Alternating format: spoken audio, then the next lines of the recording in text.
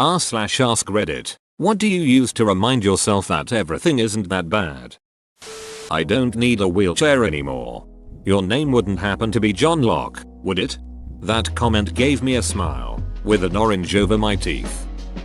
I can die later. The world is going to kill me whether I like it or not. So why not stick around for a few more decades and see what happens? In some ways it's comforting to know I don't have to do this forever and I don't have to kill myself. Curiosity and things to look forward to, even TV shows, games, movies, or visits from relatives. I always pick something to look forward to.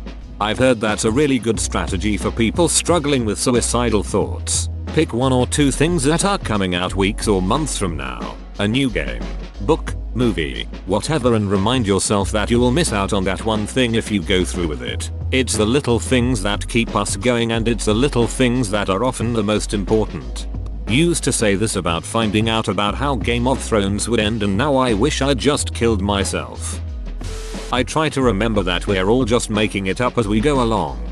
Biggest realization for me as an adult was when I learned nobody actually knows what they are doing, just their best.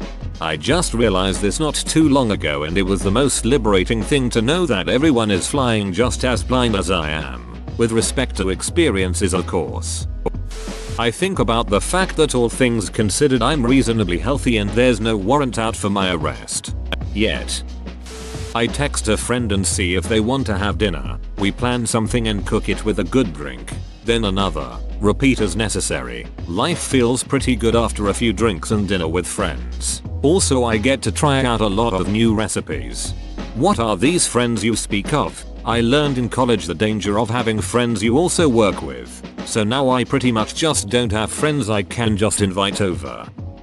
I have a roof over my head. Yeah man, we're not all that lucky. My cat pretty much instinctively knows when I'm down. He gets very cuddly and won't leave my side if I'm upset. My fiance always says that he must be a loved one reincarnated. That's so cute. That's despite the fact I suffer kidney failure and I am on dialysis 3 days a week. I remind myself that I am at least still alive and can still be with my family. Many other serious illnesses don't give that luxury. Would like to point out I am from UK for those who have asked. Scotland to be more specific. I'm not homeless anymore. My chronic illness is in remission, so I can feed myself and even work outside the house. Life is good. That experiences with people is what matters most, not money or material. What if experiences with people is the problem? Experience different people.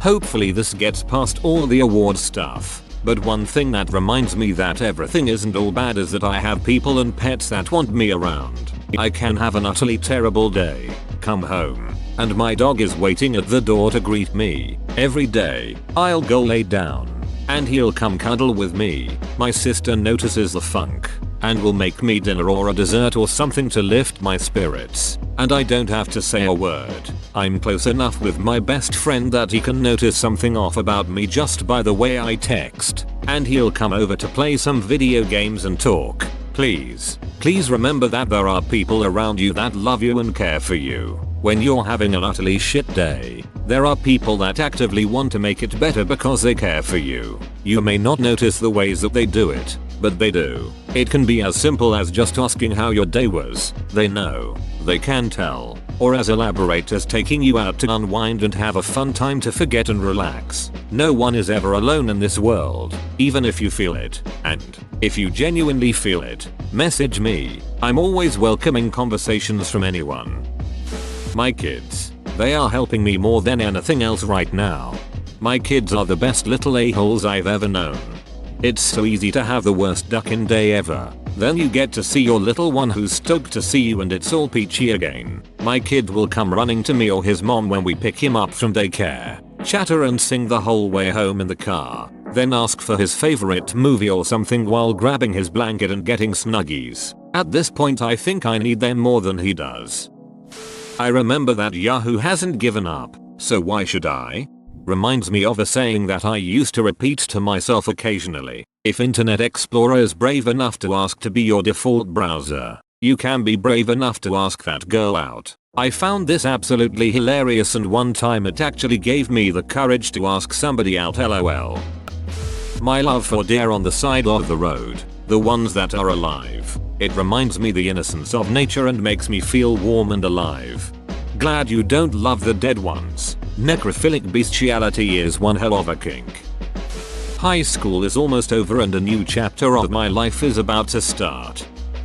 That I'm still breathing. After 2 suicide attempts, I haven't had a negative thought like that in a long ducking time. A year to be exact. I haven't had a drink in a few weeks, and yet I'm starting back at a job that I lost a few years ago. Surprised that they're giving me another shot. Also, it's winter, but it's been so beautiful the last week. And when my husband gets off work, we're gonna go down to the water and just kick it.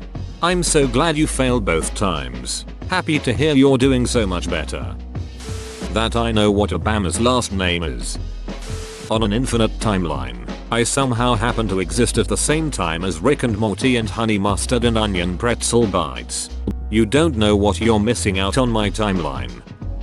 My youngest daughter Emma, she is 1.5 years old and just knows how to enjoy every second of life. She wakes with a smile and goes to bed grinning while holding her Winnie the Pooh. She falls while walking and just dusts herself off and keeps going. Every time she hears a motorcycle she says, "Oh oh oh oh oh oh oh," and then vroom vroom, while signing motorcycle.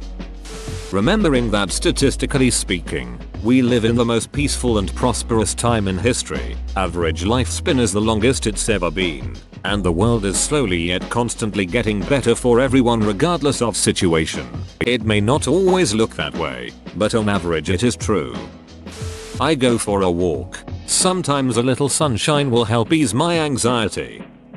Lack of money isn't that big of a deal when I remember that I have my health, a job I enjoy, and a partner that appreciates me. I look at my adult kids. They are happy, successful adults. Makes me feel satisfied that I did a good job as mom.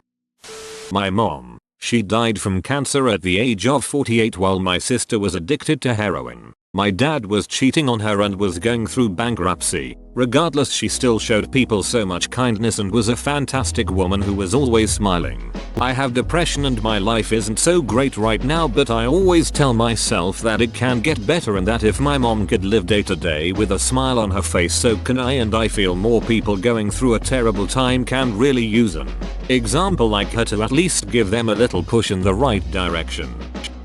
Art's mom. She makes me happy too, although I feel like it's for 2 very different reasons.